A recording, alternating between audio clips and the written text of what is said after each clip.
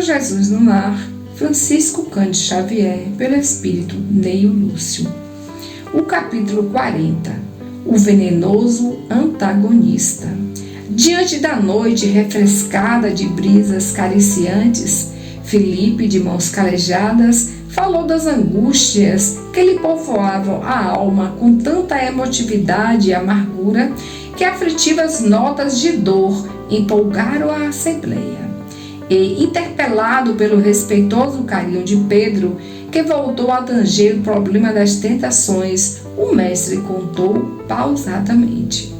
O Senhor, nosso Pai, precisou de um pequeno grupo de servidores numa cidade revoltada e dissoluta, e para isso localizou no centro dela uma família de 5 pessoas, pai, mãe e 3 filhos, que o amavam e lhe honravam as leis sábias e justas. Aí situados, os felizes colaboradores começam por servi-lo brilhantemente.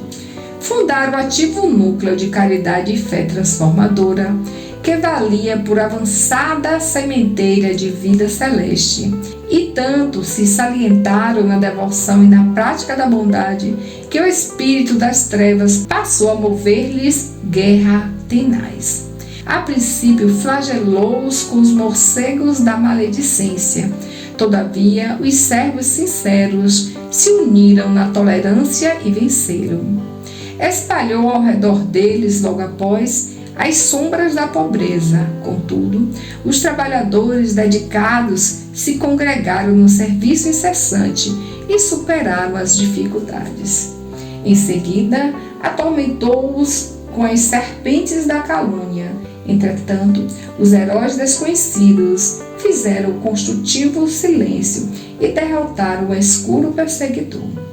Depois de semelhantes ataques, o gênio satânico modificou as normas de ação e enviou-lhes os demônios da vaidade, que revestiram os servos fiéis do Senhor de vastas considerações sociais, como se houvessem galgado os pináculos do poder de um momento para outro. Entretanto, os cooperadores previdentes se fizeram mais humildes e atribuíam toda a glória que os visitava ao Pai que está nos céus. Foi então que os seres escarninhos e perversos encheram-lhes a casa de preciosidades e dinheiro, de modo a entorpecer-lhes a capacidade de trabalhar. Mas o conjunto amoroso, robustecido na confiança e na prece, recebia moedas e dádivas, passando-as para diante a serviço dos desalentados e dos aflitos. Exasperado o espírito das trevas, mandou-lhes então o demônio da tristeza, que muito de leve alcançou a mente do chefe da heróica família, e disse-lhe solene: és um homem, não um anjo. Não te envergonhas, pois, de falar tão insistentemente no Senhor, quando conheces de perto as próprias imperfeições? Busca antes de tudo sentir a extensão de tuas fraquezas na carne. Chora teus erros, faz penitência perante o Eterno. Chama tuas culpas. Registrando a advertência, o infeliz alarmou-se, esqueceu-se de que o homem só pode ser útil à grandeza do Pai através do próprio trabalho na execução dos celestes desígnios e, entristecendo-se profundamente, acreditou-se culpado e criminoso para sempre, de maneira irremediável. Desde o instante em que admitiu a incapacidade de reerguimento, recusou a alimentação do corpo, deitou-se e, decorrido alguns dias, morreu de pesar.